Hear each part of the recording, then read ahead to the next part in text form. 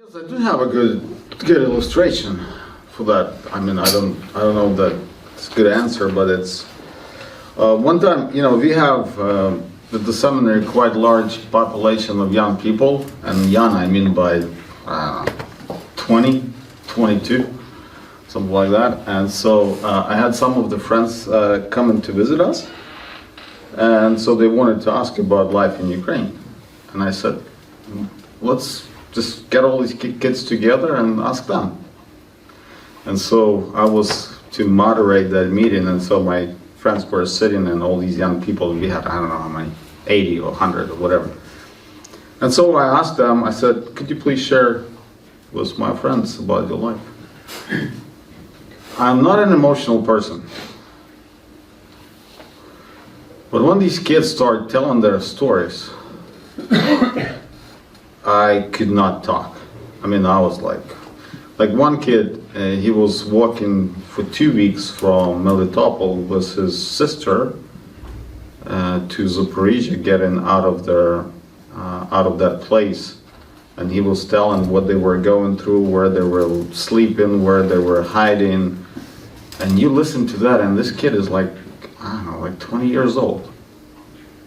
And his brother is POW, and they haven't heard from him for a year at that time. And then another girl, she was sharing about what happened to her family, how their house got destroyed, and deaths that they had in the family. And I live in Lviv.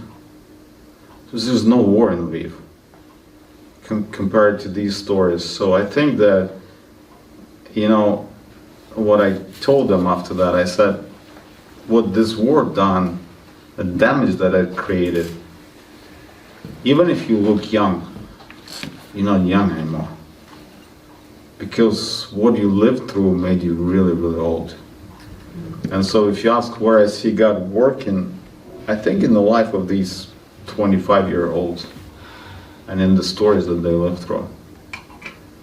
And probably you're not going to hear their stories, because I don't think, now I kind of understand why after war nobody wants to talk about war. Because it's kind of difficult. But yeah, I see young people, I see their faces. And this is in spite of all the devastation, in spite of all the destruction that they witnessed. They still in Ukraine. They still hope for better. They still strive for better. So I think this is where God, and the way my wife answered to this question. Russians can steal everything from us. They can take our peace, our happiness, but the thing they cannot take sundowns and sun shining in the day, enjoying the stars. They cannot take that. It doesn't matter how hard they try. So, man, that's kind of a okay. I didn't want to have that kind of introduction. Okay. So, thank you very much for allowing me to share. And I'm Yaroslav, and I'm from Lviv, and I'm a head of seminary there. It's a UPTS, Ukrainian Baptist Theological Seminary. Edward's going to be talking about our school tomorrow a little bit more. But in spite of all the difficulties, I think that when it's a difficult time, for some reason we see a lot of growth in student body and students coming to study. So God is kind of keeping us happy, because when you come to our place, it's a vibrant place. It's a lot of life going on there. So that's where I actually gain my strength to continue and to follow. What I would like to share today is a little bit different perspective. If you've seen a description of my presentation, my hope for this reflection is to pose an argument. Unless the Protestant Church of Ukraine will revise its theological convictions, ecclesiological practices, engagement with the world, and individual identity, it will not be effective to engage with post-war reality, and will have limited impact on socioeconomic realms of Ukrainian people. That's kind of a big I don't know if I'll be able to cover all of that, but I'll try. So, what I would like to do is actually to present you a framework that helped me personally, help our school to make sense out of this reality. I think Joshua was talking about shalom early at the beginning, and so I want to start with kind of going back to the idea of shalom. And Nicholas Wolterstorff, he's the one that kind of described it in three different ways. He said that the horizons of shalom are vast. Shalom is the first place incorporates right harmonious relationships to God and delight in His service. Secondly, shalom incorporates right harmonious relationship to other human beings and delight in human community. Thirdly, shalom incorporates right harmonious relationships to nature and delight in our physical surroundings. Pretty much, shalom is kind of harmony with everything what we do. I need this thing to start drawing. I don't like slides.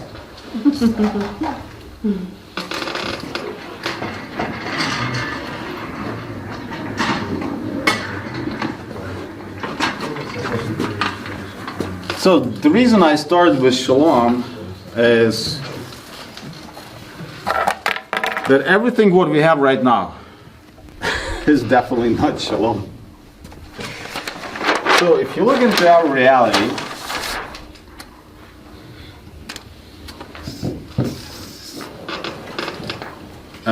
our reality when February 24 came was completely shattered. I mean, completely destroyed. And what we experience right now, I call it disruptive reality. The reason I call it disruptive reality is because what it actually brings everything but not harmony. It's completely evaporated any kind of peace, any kind of happiness, any kind of balance, any kind of rhythm. The only thing that had happened as a result of this disruptive reality is what we call war, chaos. Things just went wrong in every single way. And so when we woke up on February 24, that was the day that everything had changed for us. What was normal life just the day before that, it's not normal anymore for us. And see, this disruptive reality, the problem with this disruptive reality, that it impacts everything. The first thing that it impacts is what I call theology.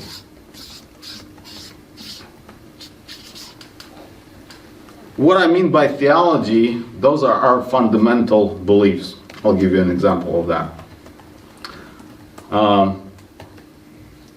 In the first week of war, it was very difficult to understand what is happening. We were living like from day to day. Ironically, I graduated from Moscow Baptist Theological Seminary in 1999. So a lot of friends are my fellow students who are leaders in Russia. And with this disruptive reality, what happened to me, from the very first day, I was praying God to protect our soldiers, make them strong and effective. And this is where the difficulty starts, in killing Russians. And see, before this disruptive reality, my prayer was not a place where I would ask God to protect someone and kill another one. Because it sort of does not fit well. And so when this disruptive reality came, my existential need was to ask God to protect our soldiers and destroy our enemies. And guess what happened to me? That was the first time when I realized and understood Psalms of David, where he is praising the Lord and asking for death to his enemies. And this disruptive reality actually altered my theology in the way that I put two unreconciled parts into one prayer, where I was praying, and I'm still praying that every day. I'm praying for strength to our soldiers and kill as many enemies as possible. It was very difficult to do that. And the way I done that, how that disruptive reality changed my theology, was in the fact that I came to conclude that prayer is not a place for logical things. I can express there my heart and let God do with that whatever He wants to do. And that's the way I reconcile that with myself. So this disruptive reality, the first thing that it does, it impacts our foundational theological beliefs. What we believe about God, and I will give you examples of that. What we believe about God, even pacifism and everything else here fits under that category. In normal life, that would be different. After the disruptive reality, they have changed. The other thing that happened as a result of this disruptive reality is understanding of self.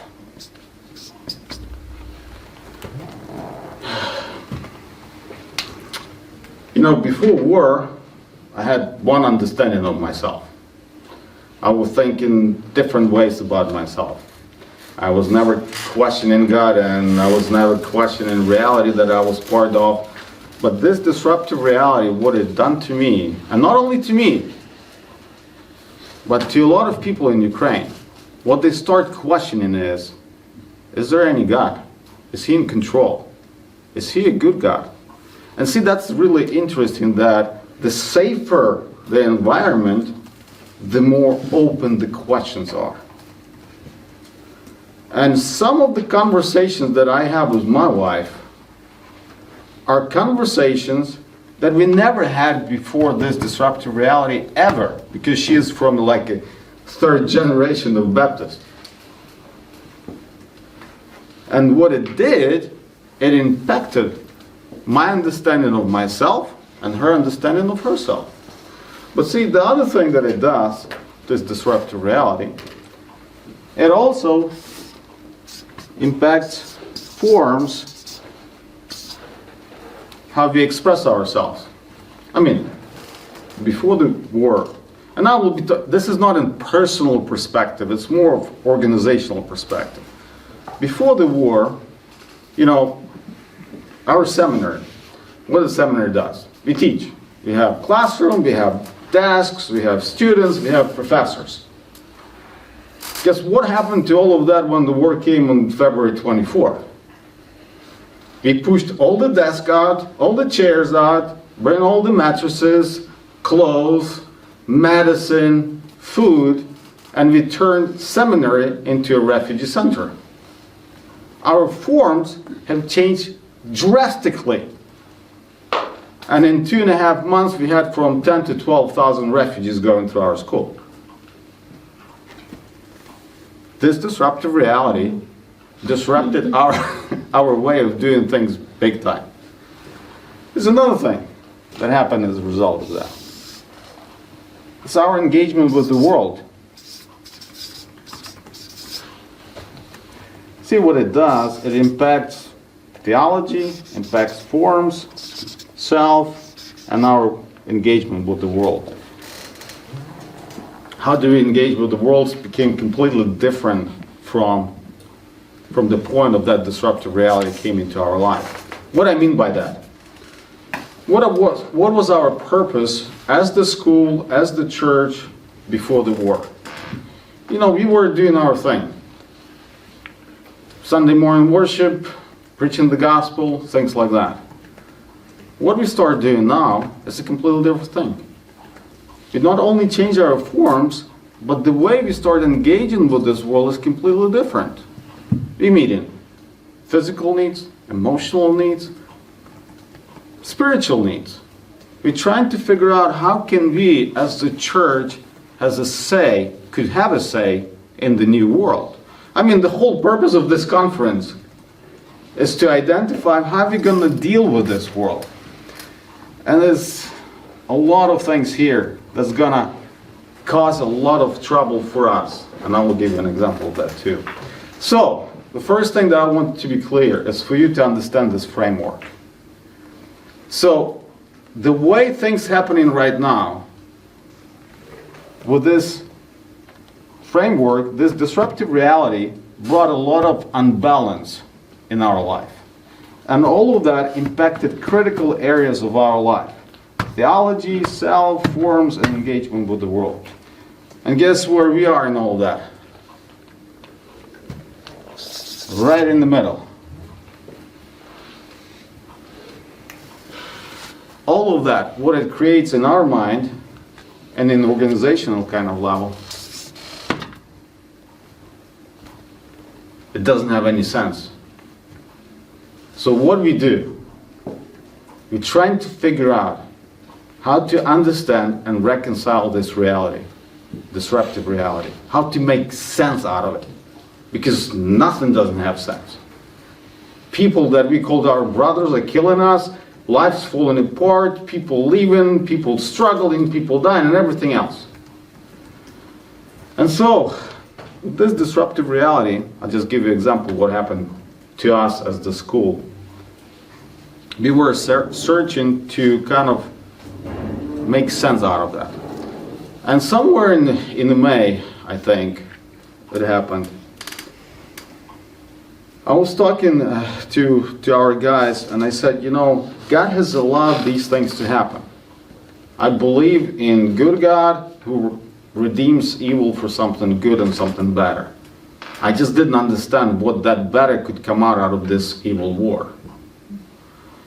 And so what happened to us when we were thinking about that, and I'm not going to get in all the details, but we realized that as a result of this disruptive reality, we have access to people that we never had before. I mean, how in the world could we have 10,000 people just in our building? That's just one example. And we were not the only building in Ukraine. People flooded our churches like never before. Why? Because of this disruptive reality. And so when you look at all that, and the answer that we came to conclude was that this is a unique moment. It's like one in a lifetime moment when we actually can do something about that. And so what God has given us is a similar thing that we were going through 1991, when people after Soviet Union collapsed flooded our churches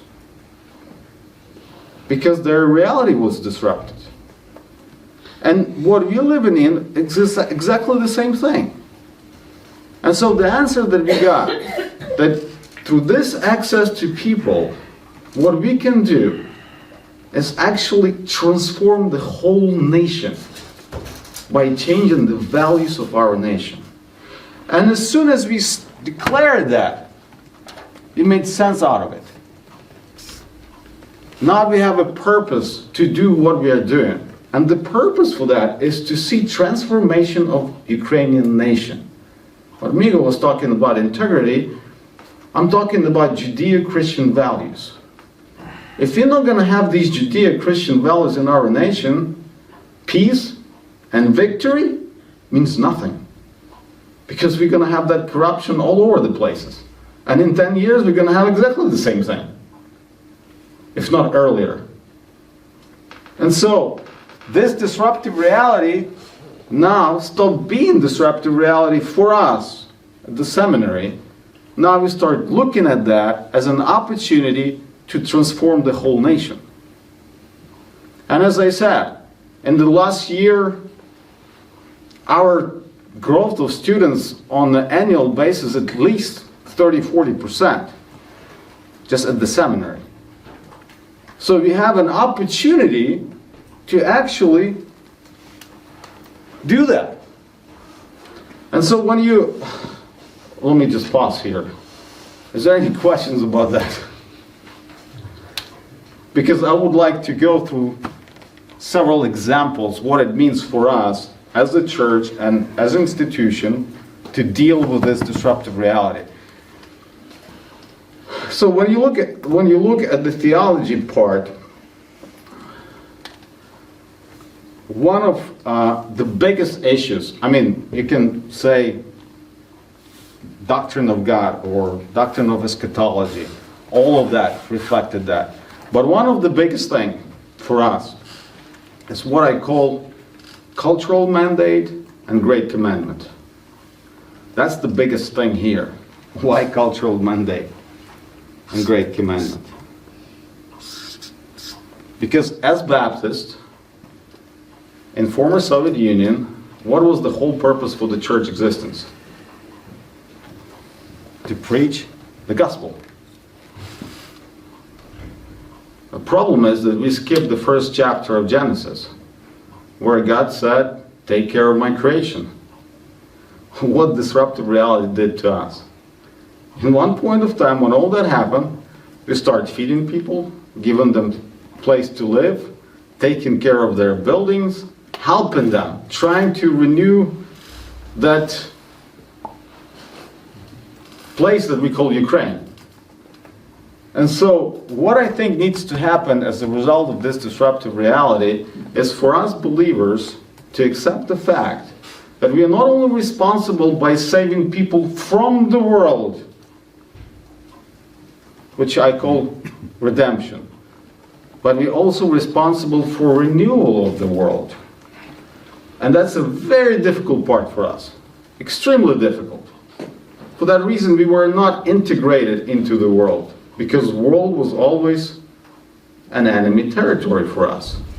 We need to save people from it. And this goes deep into our roots, very deep into our roots. But now we start saying, hey, Ukraine is our nation. Hey, we're gonna protect it. We're gonna fight for it. 1 week ago, not 1 week ago, 1 month ago, we had a funeral for our student. Only finished the first year of his pastoral program. And he was killed at the front line. Why he went there? Because he believed for that place, for his nation, for his home. He was defending that for his family. So on the theological level, I think this is one of the critical things that have to change for us as church, as a seminary, and everything else. It's not only great commandment. It's not only redemption, but also renewal, engagement with the culture.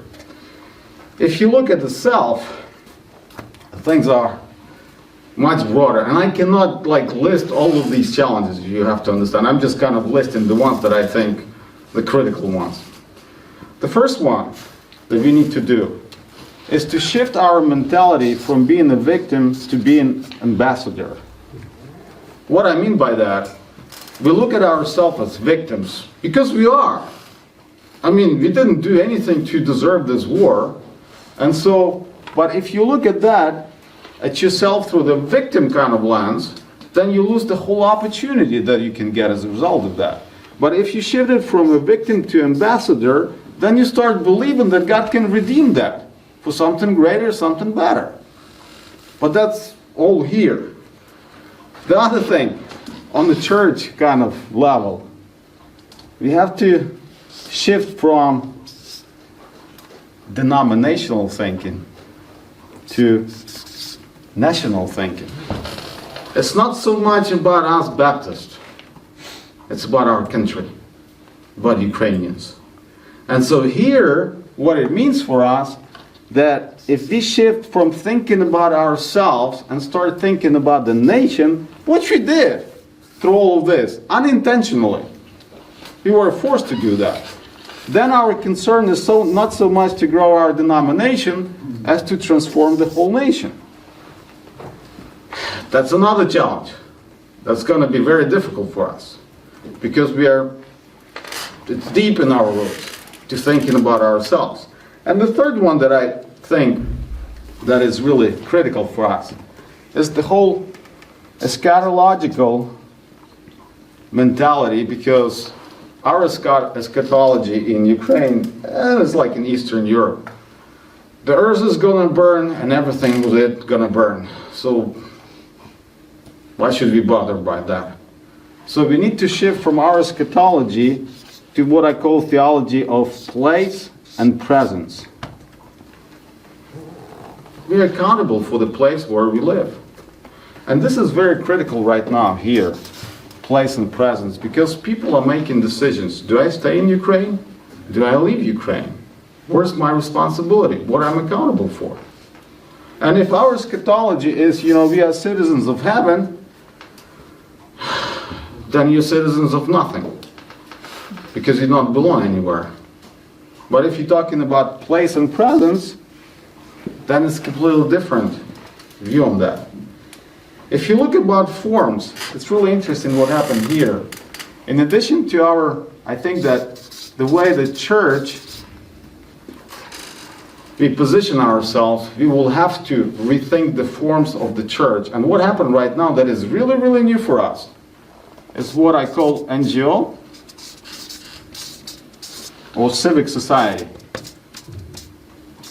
You will be really surprised. But in order to help people, you don't need to be a Christian. And a lot of people that are not Christians are doing a lot of work here, meeting their emotional needs, physical needs. I know that they cannot bring gospel to them, but it was church that was in the area of mercy. Not anymore. So you need to reposition it and think how you're going to engage with that. And the whole engagement with the government. Government used to be an enemy for us. Not anymore. Everyone is proud to call Zelensky president now, because he didn't leave the country in the first 3 days. And this is where all of that looks very difficult. But more difficult is here. See, when you're talking about engagement with the world, I think that the shift that needs to take the change is shifting from individualism to accountability. See, if you have this, it doesn't matter,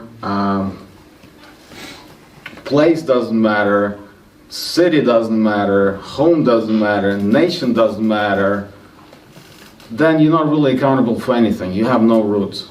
And so the whole idea, that deconstruction that we got from postmodern thinking needs to change into something more specific. I'm accountable for something. In Bible we have all of these things. Everything happens on some sort of a place. It doesn't happen somewhere. It happens in a specific place. Jesus came to this earth. He had flesh and body and everything else, so he was specifically rooted somewhere.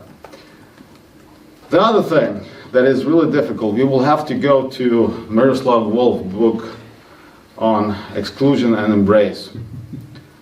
That's going to be a very difficult part for us. And I'm not talking about us to Russians yet. We didn't get there yet. We will have to deal with that. But this otherness has a whole lot more application here. See, world for us is in kind of black and white colors. I'll give you an example.